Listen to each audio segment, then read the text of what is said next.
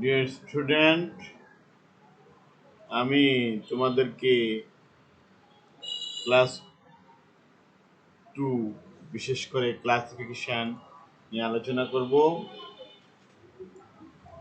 আজকের টপিকসের বিষয় হলো classification of major phyla up to classes. Topics 2 দেখো, আমরা কয়েকটা প্রশ্ন দেখাবো। কি ধরনের প্রশ্ন সাধারণত হয়, একটা নমুনা প্রশ্ন। সাধারণত এখানে এই প্রশ্নের মধ্যে দেখো, খেয়াল করো, এখানে প্রাণীবিদ্যার শ্রেণীবিন্যাসের জনক কে? আমরা জানি এটা মূলত লিনিয়াস হচ্ছে শ্রেণীবিন্যাসের জনক। শ্রেণীবিন্যাসের জনক কে? লিনিয়াস। উত্তর খ। এরকম আমরা অসংখ্য প্রাণী দেখতে পাবো, অসংখ্য প্রশ্ন। এরকম আমরা একটা উদাহরণস্বরূপ একটা প্রশ্ন দেখে যাচ্ছি আমরা। পরিফেরা পর্বের প্রাণীদের বৈশিষ্ট্য কি? দেহে ছিদ্র থাকে। দেহে কি থাকে? ছিদ্র থাকে মূলত। উত্তর ক। তারপরে আমরা চলে যাব পরবর্তী প্রশ্ন। পরিফেরার খাদ্য গ্রহণ পদ্ধতি। আমরা জানি মূলত এদের খাদ্য গ্রহণ হয় ফিল্টার ফিডিং পদ্ধতিতে। মূলত এদের খাদ্য গ্রহণ হয় যে ফিল্টার ফিডিং। তারপরে সর্বপ্রথম স্পিসিস শব্দটি কে প্রবর্তন করেন? তোমরা জানো এটা আর্নেস্ট মায়ার। আর্নেস্ট মায়ার সর্বপ্রথম এই স্পিসিস শব্দটি ব্যবহার করেন এবং 1942 সালে মূলত। তারপরে নিডারিয়া পর্বের বিশেষ বৈশিষ্ট্য তোমরা জানো, নিডোসাইট সেল থাকে বা নিডোসাইট কোষ থাকে মূলত। তো ক। তারপরে হচ্ছে ত্রিপদ নামকরণের প্রবর্তক কে করেন? আমরা জানি হারম্যান স্ল্যাজেল।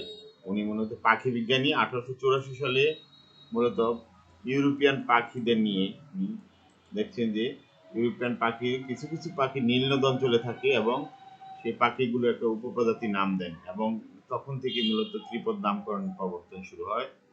তাহলে আমরা পরিফেরা দিয়ে শুরু করবো। আমরা প্রত্যেকটা পর্বের একটা আমরা এমন ভাবে তোমাদেরকে এগুলো বুঝিয়ে দিব যে তোমরা এখানে যে ধরনের প্রশ্নে আসুক না কেন তোমরা পারবে। পরিফেরা শব্দের সাধারণ নাম। এই পর্বের প্রাণীদের সাধারণ নাম হলো স্পঞ্জ। নাম কি? সাধারণ নাম স্পঞ্জ। তবে এদেরকে ছিদ্রাল বহনকারী প্রাণীও বলা হয় বা ছিদ্রাল প্রাণী বলা হয়।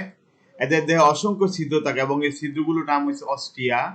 আমরা বৈশিষ্ট্যতে যাই দেখবো, অস্টিয়া নামটা এখানে নেই যদিও। এটা নামকরণটা কিভাবে হয়েছে? বিজ্ঞানী ইলিশ, এই যে বিজ্ঞানী ইলিশ 1765 সালে পানি প্রবাহ পর্যবেক্ষণ করেন। কার? এদের দেহে। এই যে পরিফেরা পর্বের প্রাণীদের দেহে পানি প্রবাহ পর্যবেক্ষণ করেন।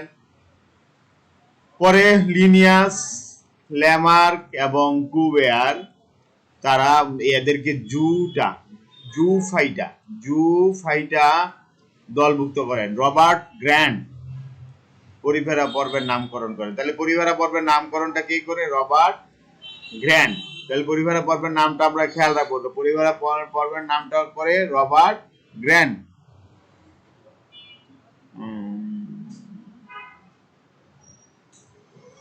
হ্যাঁ, পরিফেরা পর্বের নামকরণ করে রবার্ট গ্র্যান্ড। এই পর্বের শনাক্তকৃত প্রজাতির সংখ্যা প্রায় 15,000। কত? 15,000। এটা হিকম্যান শ্রেণীবিন্যাস দিয়েছেন উনি 2008 সালে। সেই হিকম্যানের শ্রেণীবিন্যাস অনুযায়ী এরা প্রায় সকলেই সামুদ্রিক। প্রায় বলছে মানে কিছু মিঠা পানির আছে অবশ্যই।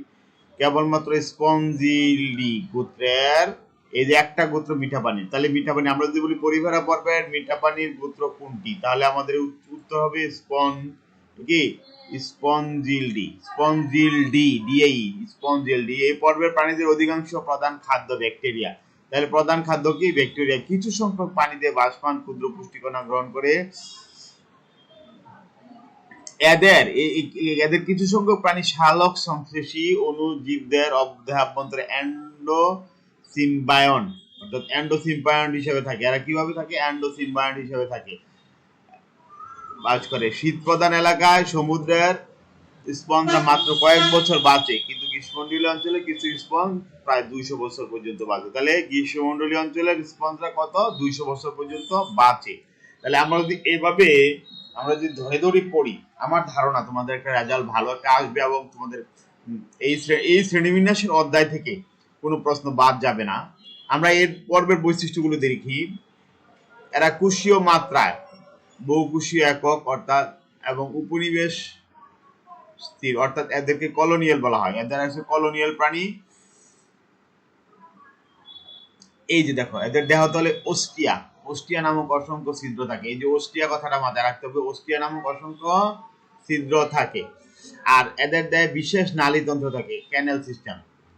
নালীতন্ত্রগুলো ক্যানেল সিস্টেম। নালীতন্ত্রগুলো সাধারণত তিন ধরনের, যথা সাইকোনয়েড, লিউকোনয়েড এবং অ্যাসকোনয়েড, এই তিন ধরনের। নালীতন্ত্রের অন্তঃপ্রাচীরে ফ্লাজেলাযুক্ত কলার কোষ কি থাকে? কলার কোষ থাকে। কলার কোষ থাকে। আমরা একটা জিনিস খেয়াল করব, ফ্লাজেলাযুক্ত কলার কোষ থাকবে। তাহলে কলার সেল, এই যে কলার সেল থাকবে বা কোয়ানোসাইট কোষ থাকবে। আরেকটা নাম হচ্ছে এগুলোর, কলার কোষের আরেকটা নাম হচ্ছে কোয়ানোসাইট কোষ। নালীতন্ত্রে স্পঞ্জসিল থাকে। এই দেখো এই যে জায়গাটা, এই মাঝখানের জায়গাটা, এই জায়গাটা হচ্ছে স্পঞ্জসিল। আর উপরে কি থাকবে? অস্কিউলাম থাকবে। এই ছিদ্রটাকে বলা হয় অস্কিউলাম। ছিদ্রটাতে কি থাকবে? অস্কিউলাম, অস্কিউলাম। আর এটার বাহিরের স্তরটাকে বলা হয় পিনাকোডাম। তাহলে পরিভেরা পর্বে যদি বলা হয় কোন পর্বের প্রাণীদের বাইরের স্তরকে বলা হয় পিনাকোডাম, তাহলে আমরা বলবো পরিভেরা পর্বের প্রাণীদের। অথবা যদি নিচের কোন প্রাণীটির বাইরের স্তরকে পিনাকোডাম বলে, তাহলে স্কাইফা, আমরা মাথায় রাখবো স্কাইফা। আর ভিতরের স্তরকে বলা হয় কোয়ানোডাম। ভিতরের স্তরকে বলা হয় কি? কোয়ানোডাম। আর দুই স্তরের মাঝখানে মেসেনকাইম থাকে। কি থাকে? মেসেনকাইম থাকে। স্পিকিউল এবং স্পঞ্জিং তন্তু, এই দুইটা হচ্ছে এদের কি? অন্তঃকঙ্কাল। এদের অন্তঃকঙ্কালের নাম হচ্ছে স্পিকিউল বা স্পঞ্জিং তন্তু। এদের কোনো স্নায়ুতন্ত্র নাই, পরিপাকতন্ত্র নাই, রক্ত সংবহনতন্ত্র নেই, অর্থাৎ এগুলো নেই এদের। তাহলে এই যে কোষগুলো আমরা বলছিলাম ওখানে, এই যে কোয়ানোসাইট কোষগুলো দেখো, খেয়াল করো, এই যে এগুলো হচ্ছে কোয়ানোসাইট কোষ। তারপরে এই যে স্পিকিউল, এই যে বলছিলাম আমরা স্পিকিউল, স্পিকিউলের আকৃতিগুলো দেখো। আর এই পুরাটাকে বলা হয়েছে নালীতন্ত্র। ঠিক আছে, এটা নালীতন্ত্র। এখানে বিভিন্ন ধরনের ক্যানেল থাকে, অ্যাসকারেন্ট ক্যানেল, ইনকারেন্ট ক্যানেল, এই রেডিয়াল ক্যানেল। আমরা ওগুলো যখন পরিফেরাল টাইপ স্টাডি পড়াবো তখন আমরা এগুলো বুঝাবো ইনশাআল্লাহ। এবার আমরা চলে যাবো এর পরের বৈশিষ্ট্য। দেখো এদের পুনরুৎপাদন ক্ষমতা আছে। কি আছে? পুনরুৎপাদন ক্ষমতা আছে। কুড়ি বা গেমিউল সৃষ্টির মাধ্যমে এদের অযৌন প্রজনন ঘটে। তাহলে কি কি সৃষ্টি? তাহলে যদি বলা হয় কোন প্রাণীর অযৌন প্রজনন গেমিউল পদ্ধতিতে হয় বা গেমিউল সৃষ্টির মাধ্যমে হয় বা কুড়ি সৃষ্টির মাধ্যমে হয়, যদিও এটা কুড়ি অন্য প্রাণী তো আছে, বাট এটা গেমিউলটা আমরা খেয়াল রাখবো। আর এই আগে বলছিলাম ওখানে এটা স্পঞ্জিং সূত্র, আগে বলছিলাম স্পকিউল। আর উভলিঙ্গিক, অর্থাৎ এরা উভলিঙ্গিক প্রাণী। পরিস্ফুটন পরোক্ষ, পরিস্ফুটন পরোক্ষ মানে এদের লার্ভা দশা থাকে। জীবনচক্রে সন্তরণশীল এমফিব্লাস্টুলা লার্ভা। কি লার্ভা? এমফিব্লাস্টুলা অথবা প্যারেনকাইমুলা।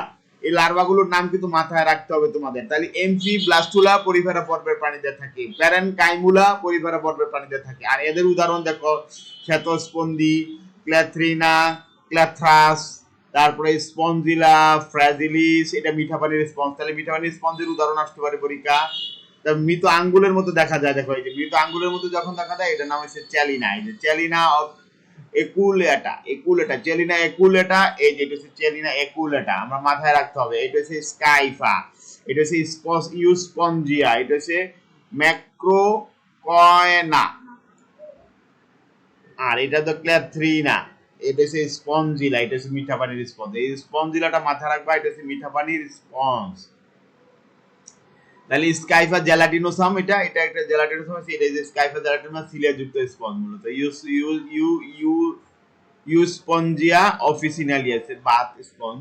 তারপর সে ম্যাক্রোফয়না প্রোলিফেরা, এটা হচ্ছে লাল ছিদ্রাল স্পঞ্জ। তাহলে নাম প্রত্যেকটারই আছে, প্রত্যেক নামগুলো আমরা খেয়াল রাখবো। মোটামুটি আমাদের একটা পর্ব শেষ। এই পর্বে কোনো কারো প্রশ্ন থাকলে তোমরা আমাকে কমেন্টস বক্সে অবশ্যই জিজ্ঞেস করবা, আমাকে, আমি তোমাদের উত্তর দিব ইনশাল্লাহ। তার পরবর্তী পর্ব আমরা চলে যাই। আমরা প্রত্যেকদিন ইনশাল্লাহ 3টে করে পর্ব ক্লাস নিব। এরপর তোমরা এইভাবে আগালে আমার ধারণা তোমরা খুব দ্রুত শেষ করতে পারবে। আবার আমরা নিডারিয়া চলে যাব। এই যে নিডারিয়া পর্বের নাম হচ্ছে নিডারিয়া। এটা হচ্ছে গ্রিক শব্দ নিডি, অর্থ হচ্ছে নিডল, ল্যাটিন এরিয়া, অর্থ লাইক কানেক্টেড উইথ। এই দুটো শব্দ থেকে আসছে। নিডারিয়াতে এই নিডারিয়া পর্বের পূর্বের নাম ছিল সিলেন্টারেটা। সিলেন্টারেটা এটা মাংসল পলি, বর্ণময় সমুদ্র এনিমন, শক্ত প্রবাল, নরম প্রবাল, অনেক আছে। আগাছা সদৃশ, হাইড্রোজয়েড, জেলিফিশ ইত্যাদি সকল প্রাণী অন্তর্ভুক্ত আছে। লিউকার্ড, তাহলে কে করছে? লিউকার্ড নিডারিয়া পর্বের নামকরণ করেন। লিউকার্ড কি করছে? নিডারিয়া পর্বের নাম করছেন। তাহলে লিউকার্ড একটু আমরা নোট করি, অবশ্যই এগুলো খাতায় নোট করলে ভালো হয়। কোন পর্বটাকে নামকরণ করছেন? এই প্রজাতির সঙ্গে এই পর্বের প্রজাতির সংখ্যা 9000। এটাও হিকম্যান 2008 শ্রেণীবিন্যাসের মধ্যে আছে, যাদের মধ্যে কেবল 20টি প্রজাতি মিঠা পানিতে বাস করে। তাহলে এটা নির্দিষ্ট করে দেওয়া আছে 20টা প্রজাতি মিঠা পানিতে থাকে। মোটামুটি ভাবে এদেরকে সমুদ্রের ফুলও বলা হয়, ওরিও প্রতিসম এদেরকে ফ্লাওয়ার অফ সিও বলা হয়। আমরা এখান থেকে মোটামুটি ভাবে এইগুলো রাখবো। তারপরে এদেরকে সামুদ্রিক বল্লা বলে, কি চিরুনেক্স ফ্ল্যাকেরি, পৃথিবীর সবচেয়ে বিষাক্ত জেলিফিশ। তাহলে সবচেয়ে বিষাক্ত জেলিফিশ কোনটা? হ্যাঁ, কাইরোনেক্স ফ্ল্যাক্সেরি। হ্যাঁ, ফ্ল্যাকেরি পৃথিবীর সবচেয়ে বিষাক্ত জেলিফিশ, যা ৬৭ জন মানুষের মৃত্যুর কারণ হতে পারে। তাহলে এটা আমাদের মাথায় রাখতে হবে। তারপরে এই পর্বের প্রাণীরা সমুদ্র তলদেশে এমন কলোনি গঠন করে যা কেবল ট্রপিক্যাল রেইন ফরেস্টের সাথে তুলনীয়। অর্থাৎ ট্রপিক্যাল রেইন ফরেস্ট হচ্ছে যেরকম দেখা যায়, এটাও সমুদ্রের তলদেশে সাধারণত এদেরকে এরকম দেখা যায়। আমরা এই পর্বের বৈশিষ্ট্যগুলো দেখবো। এরা কোষকলা মাত্রার প্রাণী, এরা কোষকলা মাত্রার প্রাণী, বহুকোষীয় অরীয় প্রতিসম প্রাণী। এরা অরীয় প্রতিসম মানে যখন কোনো প্রাণীকে কেন্দ্র থেকে একাধিক তলে ভাগ করা যায়, হ্যাঁ, সমান অংশে ভাগ করা যায়, তখন এদেরকে অরীয় প্রতিসম বলা হয়। ঠিক আছে, তাহলে এরা দ্বিস্তরী প্রাণী। তাহলে দ্বিস্তরী প্রাণী কারা? নিডারিয়ারা, যারা এদের এপিডার্মিস এবং গ্যাস্ট্রোডার্মিস কোষ থাকে এবং দুই কোষের মাঝখানে মেসোগ্লিয়া থাকে। কি থাকে? মেসোগ্লিয়া থাকে। এপিডার্মিসে নিডোপ্লাস্ট কোষ নামক বিশেষ ধরনের কোষ থাকে, যা নিমাটোসিস বহন করে। কি বহন করে? নিমাটোসিস ক্যাপসুল বহন করে। দেহাভ্যন্তরে সিলেন্টারন, মাঝখানে একটা সিলেন্টারন বা গ্যাস্ট্রোভাস্কুলার গহ্বর। আগেরটা ছিল স্পঞ্জোসিল, আর এটা হচ্ছে সিলেন্টারন বা গ্যাস্ট্রোভাস্কুলার গহ্বর নামে একটি কেন্দ্রীয় ফাঁপা গহ্বর বিদ্যমান, যা মুখছিদ্রের মাধ্যমে বাইরে উন্মুক্ত হয়। এদের পায়ুছিদ্র অনুপস্থিত। তাহলে পায়ুছিদ্র নাই কোন প্রাণী? তাহলে এদের পায়ুছিদ্র নেই। খাদ্যবস্তু পরিপাক প্রক্রিয়া অন্তঃকোষীয় বা বহিঃকোষীয়, অর্থাৎ কোষের অভ্যন্তরেও হয়, কোষের বাহিরেও হয়। জীবনচক্রের যৌনুক্রম বিদ্যমান। যৌনুক্রম কাকে বলে?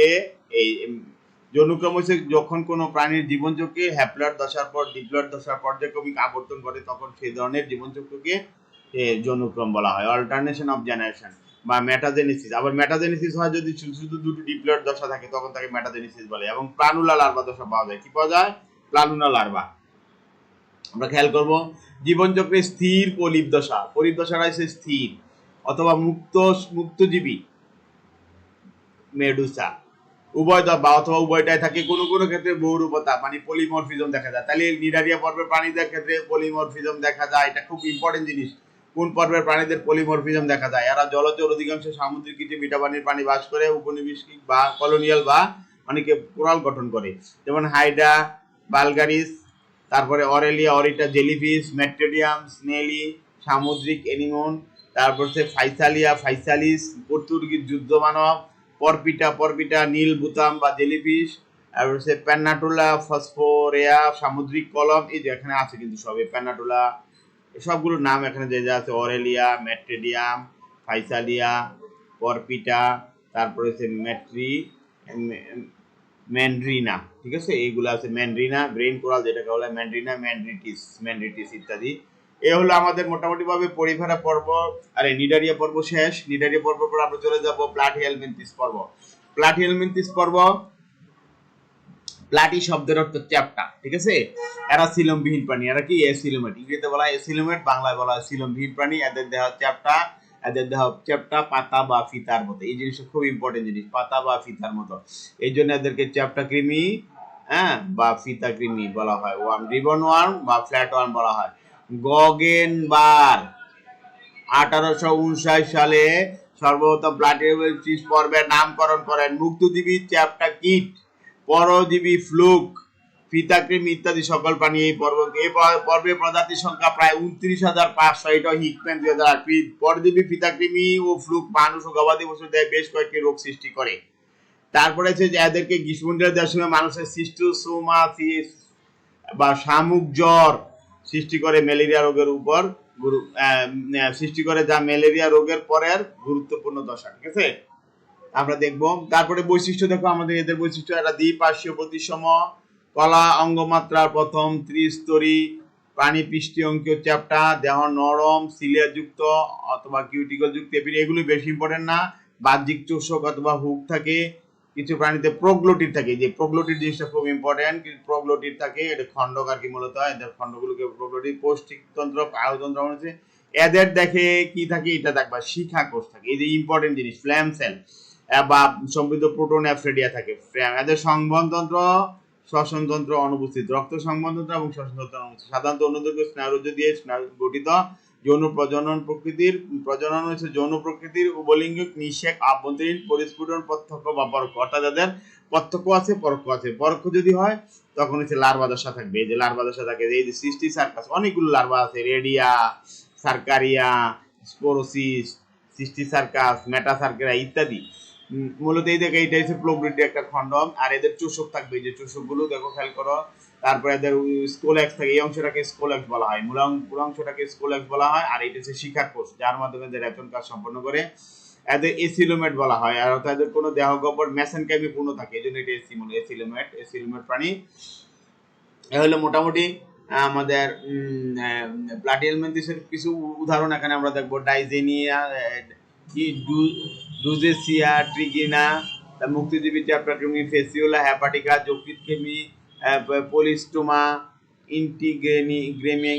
গ্রিমাম, ব্যাঙ্গের কৃমি, তারপর হচ্ছে বিপালিয়াম, অ্যাডভেন্টিটাম, হাতুড়ি মস্তক কৃমি, তারপর হচ্ছে ইকাইনোকক্কাস গ্রেনুলোসাস, তারপরে আসে তোমার টেনিয়াসোলিয়াম। খুব ইম্পর্টেন্ট হচ্ছে টেনিয়াসোলিয়াম, এটা ফিতাকৃমি, এই যে এটা হচ্ছে ফিতাকৃমি, আর এটা হচ্ছে ফেসিওলা অ্যাপাটিকা। এই দুইটা মাথায় রাখবা, তাইলে হবে তোমাদের মোটামুটি ভাবে।